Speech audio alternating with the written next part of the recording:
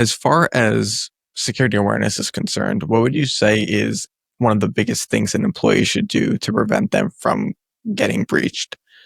Well, honestly, I'll be honest. The very first thing that they need to do is they need to care.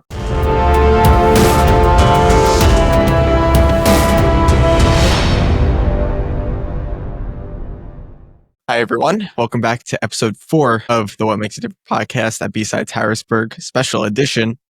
Today we have Dave Fraley. And if you guys remember him, he was on the podcast. He was one of the first people. I think, what were you, the second episode? Yeah, I think I was like the second one on there. Second or third episode. And so now we're in person doing a live podcast. So this is pretty cool.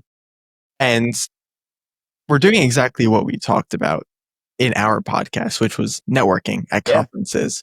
Can you give a little bit of background regarding B-Sides, what B-Sides is? So B-Sides is kind of a newer conference that has only been around for about 3 years now. We were at a different venue before this one. This is a heck of a lot bigger. I mean, it's a giant expo center now. But yeah, like I said, it's like any other B-Sides event, you got a bunch of talks going on. You got a bunch of vendors here you can connect with. You've got, they're doing resume reviews down the hall here. And I mean, honestly, it's just, again, like we had talked on the previous podcast, it's just another big networking event. You can come here, you can talk with the vendors about what they're doing, maybe get some insight, if you're already working in the industry, maybe you can talk to them and then relay the stuff back to your boss. Like, hey, talk to these guys. They have a solution that maybe we can implement. But I mean, even for myself, like I was working with the registration for all the sponsors, speakers, and volunteers. And it's just, I got to sit there and talk to somebody that does a lot of pen testing. It's not necessarily my area of expertise, but I got to learn a ton from talking to him.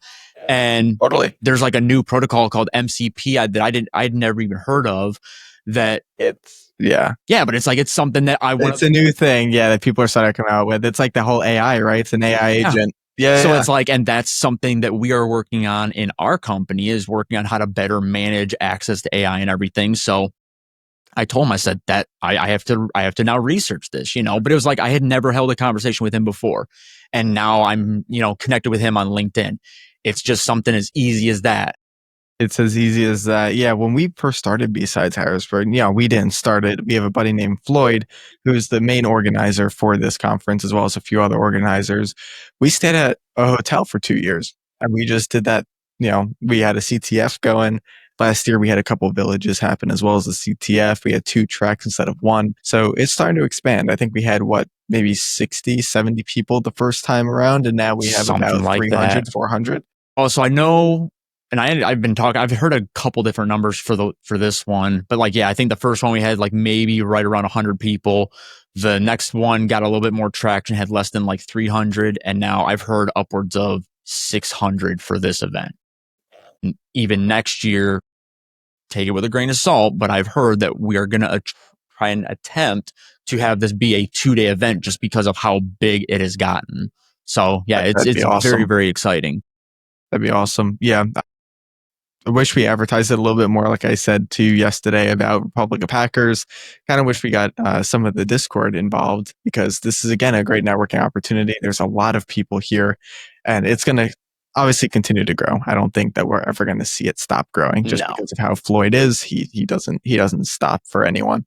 So when it comes to networking, like how do you go about approaching someone at a conference? What's the first thing that you would do? I mean, first off, it's different for everybody, because obviously, again, and I think we had talked about this before, where if you're very extroverted, you have no problem going up and talking to people and saying hi and introducing yourself, the whole 9 yards.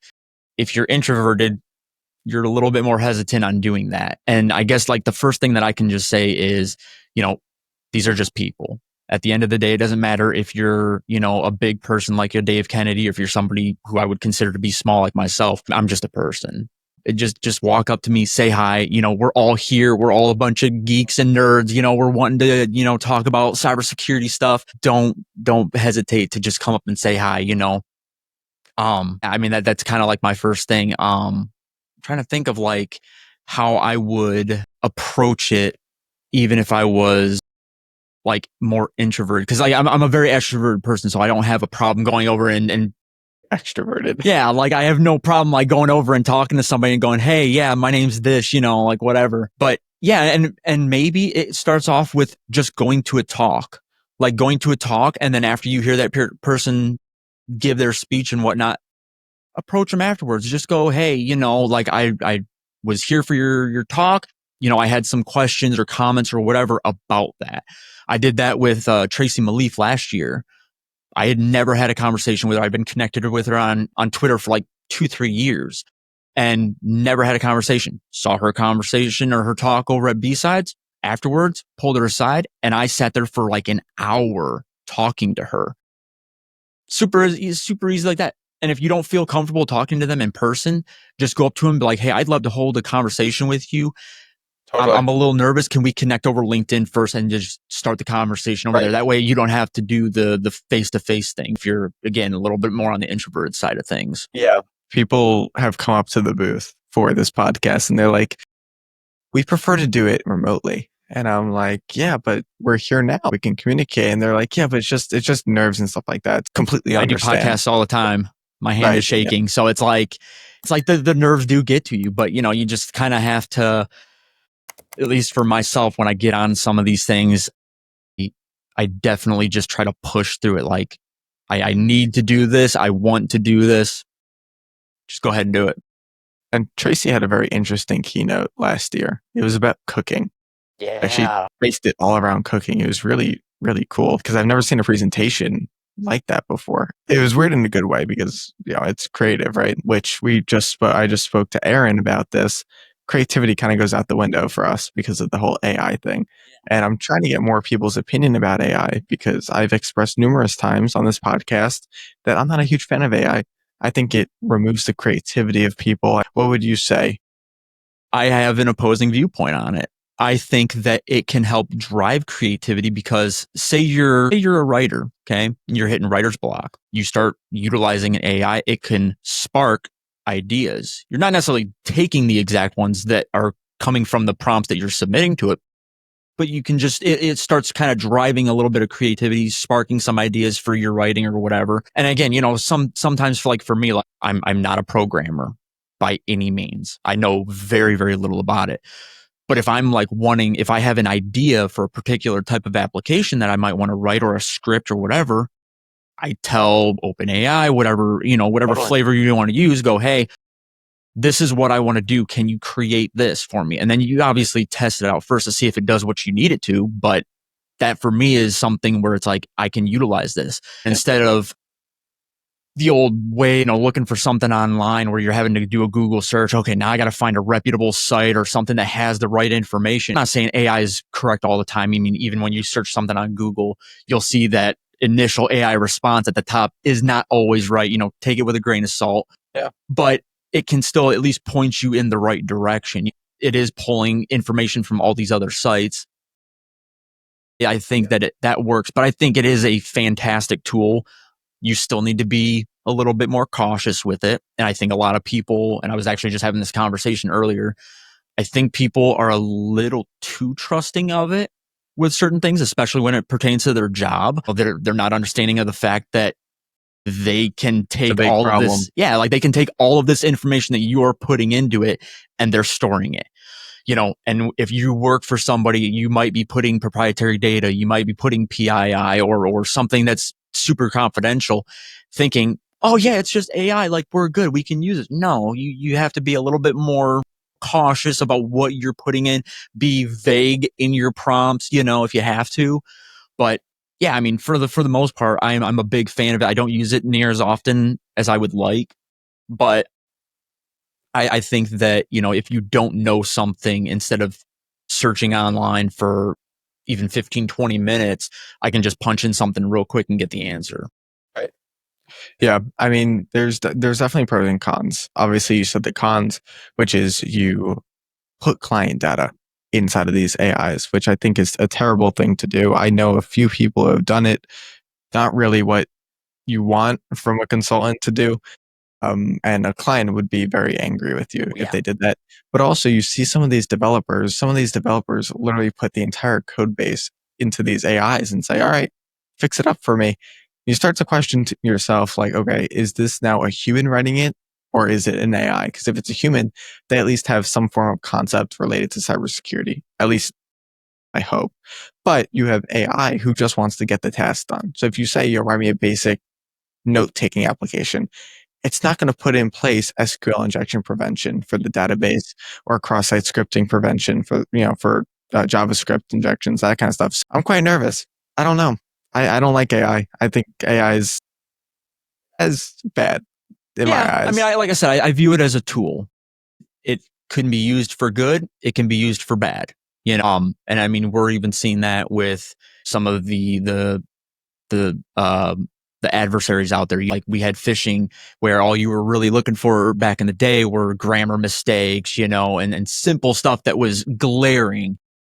And now it's like, well, if I can ask AI to craft up a sophisticated phishing email of some kind, your normal end user, there's not going to be any of your grammatical errors. They're going to be very smart about how they craft it because it's an AI model doing it. It's not just a human. So that's where the abuse of it comes in. That's where the scary aspect of it comes in, and it's getting the employees that are beneath you, or again, like your end users to still question everything. Like my biggest thing when I talk to people about email security and AI and everything, I'm like, you need to question every single email. It doesn't matter if you recognize who the sender is, whatever, you need to question it as if it was phishing and treat it as such. It's a great segue into security awareness. We see a lot of times when it comes to cybersecurity attacks, it has to do with people either getting phished or vished or voice phishing for people who don't know what vishing is, and social engineering tactics. Or it could even be web application vulnerabilities like the Move It vulnerability where you were able to access SQL injections and then from there pivot into the internal network.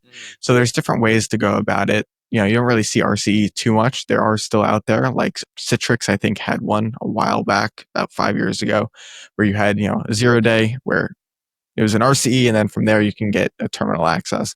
But as far as security awareness is concerned, what would you say is one of the biggest things an employee should do to prevent them from getting breached?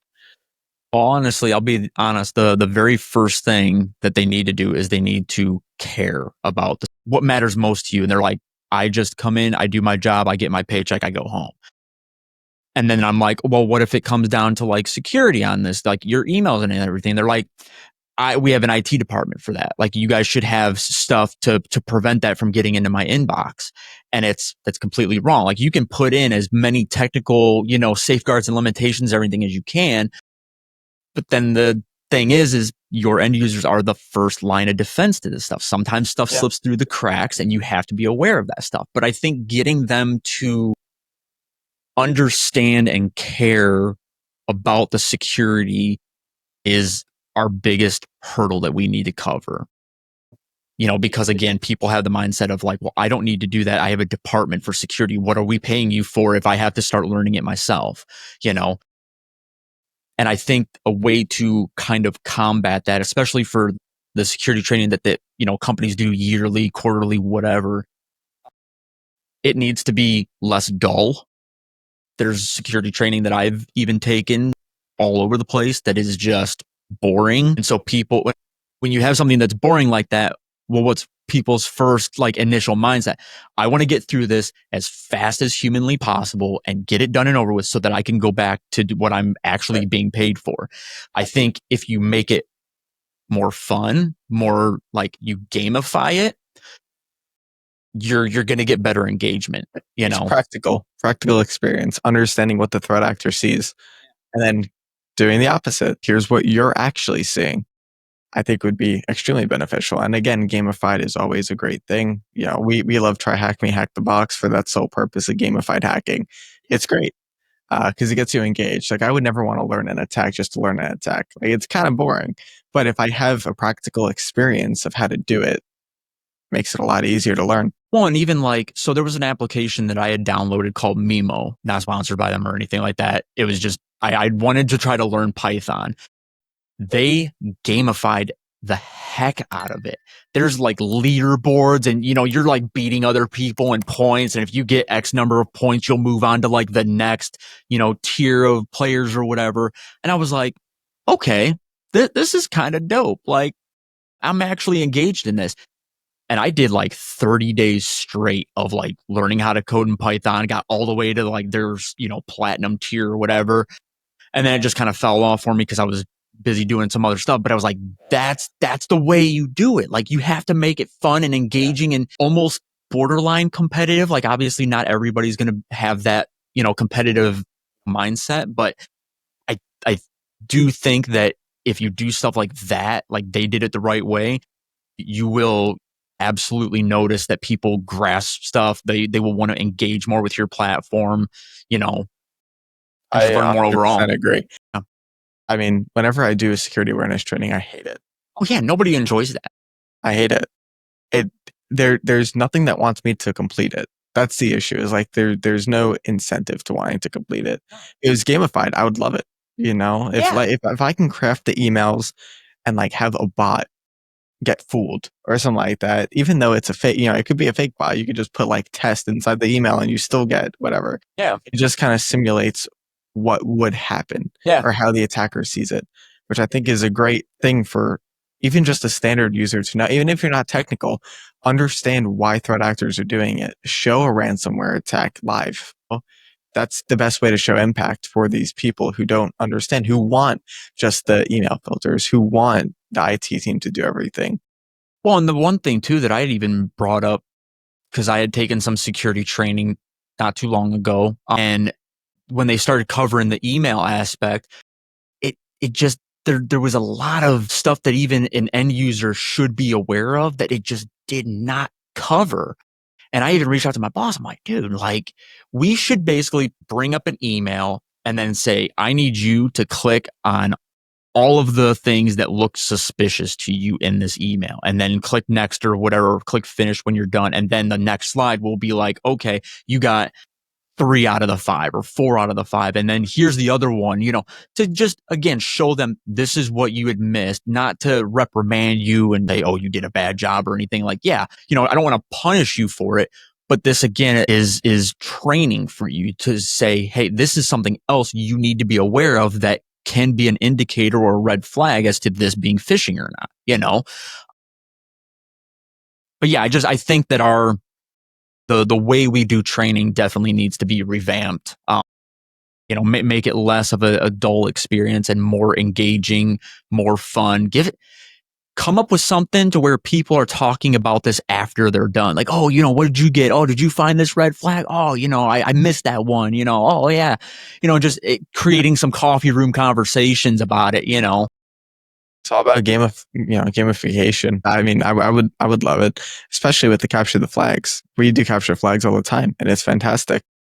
Well, and here's a perfect example of this. And it's a company, I don't even know who the developer or whatever is, but there's a game that you can get on Steam called Hacknet.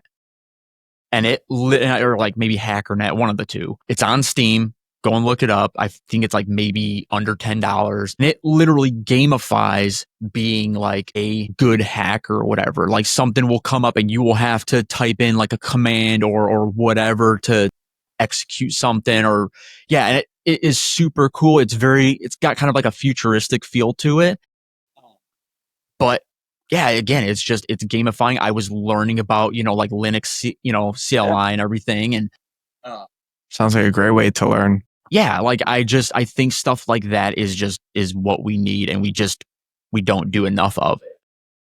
I mean, you can't catch them all, like Not Pokemon. Listen, no, it's not. It's definitely not. This industry is definitely not Pokemon. Maybe it is trying to, catch vulnerabilities, but other than that, no, it's definitely not Pokemon. What I meant by you're never gonna catch them all is the fact that no one's ever gonna be happy. Not everyone is going to be happy, but the select few that want to catch on, that want to grow, and want to understand why we do security awareness training would very much enjoy the gamified. And people who don't like that would be like, well, now I have to spend an extra 45 to an hour just trying to figure out what the flags are so I could pass this stupid thing, right? There's definitely going to be people that are angry. There's going to be a lot of people that are I think, a bit more joyful now about the fact that, you'll have that ability to do gamified hacking or gamified phishing or whatever you want it to be. So that could become the new norm. And here's the thing too, come up with a mobile app. How many people play games on their phone all the time? Millions upon millions of people. You come up with something that is available on iOS and Android, and you make it fun and engaging while also providing a learning aspect to it. You're going to reach a ton of people. And yeah, I'm not saying that it's going to fix all the problems, but you're going to start getting some people to really, like, it'll sink into their brain, like, oh, I remember doing this, or I remember playing the game, and this was a similar red flag to what I came across. So like that, I recognize this now as being a phishing email. And, like, oh, like I stopped something, I stopped myself from being compromised, like I think that would be super cool to have, and even as a security professional myself, like having an end user going, oh yeah, I remember, like you guys just did some phishing training, and one of the red flags was actually something I came across in a game. Like, I think that would be super cool to That would be hear. super cool. Unfortunately, I don't have the budget to make it. No, neither But do I. I don't know the maybe coding to someone in make the it. audience. Yeah, neither do I. No, absolutely not. But maybe down the line, maybe Republic of Hackers can turn it into something cool. It may be something that we could do as a community, as part of a side project, just trying to get the word out there for security awareness. Because I think, like you said, a lot of people really need that gamified aspect. It's a very difficult thing to teach someone who doesn't care enough about. And I think if we teach the person what actually goes on the back end, where it's the threat actor's point of view, not just the end user's point of view, they may be more interested in trying it out and pursuing it. So, on that note, it does look like we're running up on time. I asked you this question last time. So, you have any final thoughts to say to the audience to help them grow into the field of cybersecurity? Trying to think. I'm very low on coffee right now, so my brain is not working as fast as it probably would be otherwise. But no, I mean, connect with people on LinkedIn, connect with people on X or Twitter, whatever, verbiage you want. Hop on Republic of Hackers, hop on, even the B-Sides Harrisburg Discords, engage with people. Like I said, at the end of the day, we're all here for the same thing. We want our systems and our companies and our, just our overall livelihoods to be more secure. And so ask questions, don't be afraid. And again, at the end of the day, we are all people. Like, I'm no different from anybody else at this conference or anybody else in cybersecurity. Just come up, talk to us. Even if you don't know, like, sometimes I'm like that too. We're like, I'm not going to lie when I say I'm not the smartest dude in the room. I have no problem telling people, hey, I don't know about this, but could you please elaborate and talk to me so that I can understand it? 9 times out of 10, you're going to find somebody that is like, I can just word vomit everything to you. Let me do it. If you've got 15 minutes of your time, I am for this moment. Yeah, like, I've been practicing and waiting for this moment my entire life. Thank you for this opportunity. Like, yeah, they're going to be super stoked about it, and they're just going to give you all the information and resources and everything that you need, and you're going to be well set.